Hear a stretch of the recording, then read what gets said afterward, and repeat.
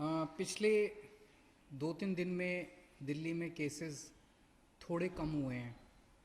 बीच में तो एक दिन 180 केस आ गए थे, एक दिन 300 से ज़्यादा केसेस आ गए थे, एक दिन और 150 से ज़्यादा केसेस आ गए थे।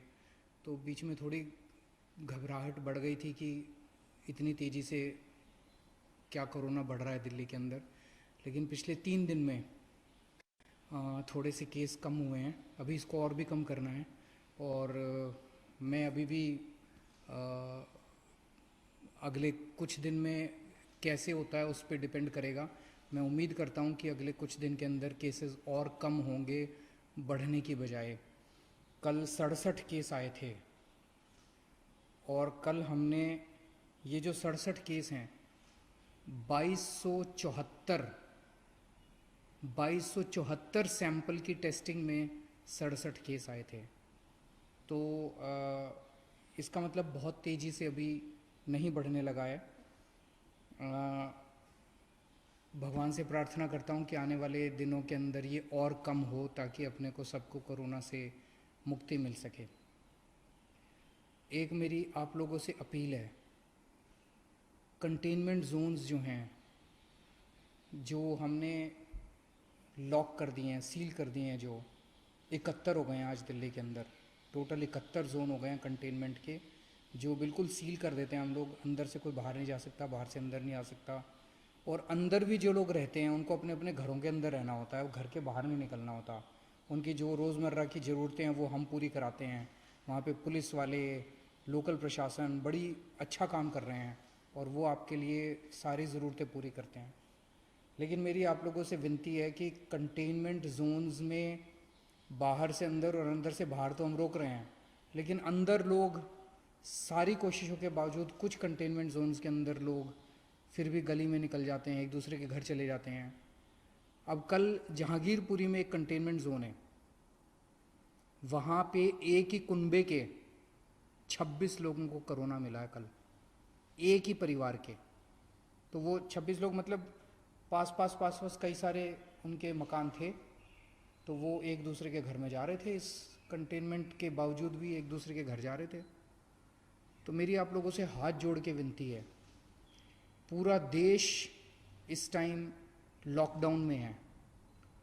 कितनी मुसीबतों का हम सब लोग सामना कर रहे हैं, आप भी कर रहे हैं, सब लोग कर रहे हैं। ऐसे में अगर आप अनुशासन नहीं बरतेंगे तो आपको ही तकलीफ होगी। आपकी जान की चिंता है हम लोगों को, आपकी ज़िंदगी की चिंता है हम लोगों को। इसीलिए मैं आप लोगों से अपील कर रहा हूँ। अब बताओ, एक ही परिवार के 26 लोगों को कोरोना हो गया तो अच्छी बात तो नहीं है। मैंने पहले भी कई बार कहा था, आपको कोरोना होगा कि नहीं होगा ये आपके ऊपर निर्भर करता है। अपने को बचा के रखोगे तो कोरोना नहीं होगा, और ढील दे दोगे तो कोई नहीं बचा सकता। और अगर किसी के मन में ये हो ना कि मेरे को तो कोरोना नहीं होगा, ये भूल जाओ।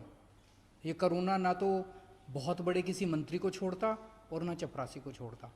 इससे कोई नहीं बच सकता। कोई धर्म, कोई जाति, कोई अमीर, कोई गरीब, कोई नहीं बचा हुआ। तो कोई इस गलत फहमी में मत रहना कि मेरे को तो कोरोना नहीं हो सकता। कहीं किसी को भी हो सकता है और कहीं से भी आ सकता है, पता भी नहीं चलेगा। तो अपने आप को बचा के रखो। अगर कहीं पे कंटेनमेंट सरकार ने कराए तो सोच समझ के कराए, कम से कम वहाँ तो एकदम बहुत सख्ती के साथ अपने घर के अंदर हो। आज सरकार ने एक अहम निर्णय लिया है। अभी कुछ दिन पहले हमने निर्णय लिया था कि कोई भी डॉक्टर, नर्स, अस्पताल में काम करने वाले सरकारी जितने सफाई कर्मचारी, जितने लैब टेक्नीशियन जो अस्पताल में काम करते हैं, कोरोना के मरीजों का इलाज करते वक्त अगर उनमें से किसी को भी कोरोना हो जाता है और अगर उसकी वजह से डेथ हो जाती है तो उसके परिवार को सरकार 1 करोड़ रुपए की सम्मान राशि देगी। लेकिन हम देख रहे हैं कि बहुत सारे दूसरे लोग भी हैं, दूसरे कर्मचारी भी हैं जो कोरोना के मरीजों की सेवा करने में लगे हुए हैं। जैसे पुलिस है, पुलिस के लोग रात दिन कोरोना के मरीजों की जगह जगह सेवा करने में लगे हुए हैं। उसी तरह से हमारे सिविल डिफेंस वॉलंटियर्स हैं जो रात दिन इनकी सेवा करने में लगे हुए हैं। हमारे बहुत सारे प्रिंसिपल्स हैं, टीचर्स हैं जो खाना बांट रहे हैं सब लोगों को। अगर किसी भी कर्मचारी को जो कोरोना के लोगों की सेवा कर रहे हैं और सेवा करने की वजह से उनको भी कोरोना हो जाता है और कोरोना होने की वजह से उनकी डेथ हो जाती है, तो सभी कर्मचारियों के ऊपर अब ये स्कीम लागू की जा रही है कि मरणोपरांत उनके परिवार को 1 करोड़ रुपए की राशि दी जाएगी। आज एक ऑटो ड्राइवर का फ़ोन आया, बहुत भाव विभोर हो रहा था, गला उसका बिल्कुल भरा हुआ था। मैंने पूछा क्या हुआ? बोला जी मेरे अकाउंट में 5,000 रुपये आ गए। और बोला कि मैं समझ नहीं आ रहा आपका किस शब्दों में शुक्रिया अदा करूं। कहता है कि किसी सरकार ने ड्राइवरों का ख्याल नहीं रखा, इतनी मुसीबत की घड़ी में आपने हमारा ख्याल रखा, आपने हमको याद किया। मैं किसी पे एहसान नहीं कर रहा, ये पैसा मेरा नहीं है, ये आप ही का पैसा है, आप ही के काम आना चाहिए और मेरा ये फ़र्ज़ बनता है जो कुछ मैं कर रहा हूँ। मुझे खुशी है आज हमारे ऑटो वाले, ग्रामीण सेवा वाले और जितने टैक्सी वाले, ई रिक्शे वाले, जितने ड्राइवर्स हैं, जितने भी, सबके अकाउंट में पैसे पहुंचने चालू हो गए हैं। 1 लाख के करीब अभी तक एप्लीकेशंस आई हैं, अभी भी वेबसाइट चालू है, एप्लीकेशंस आ रही हैं और कल से पैसे उनके अकाउंट में जाने चालू हो गए हैं। जो जो लोग अप्लाई कर रहे हैं उनके जांच कर रहे हैं, हम उनके डॉक्यूमेंट्स की जल्दी जल्दी जांच कर रहे हैं और उनके अकाउंट में पैसे जाने चालू हो गए हैं, 5-5 हज़ार रुपये हर एक के अकाउंट में।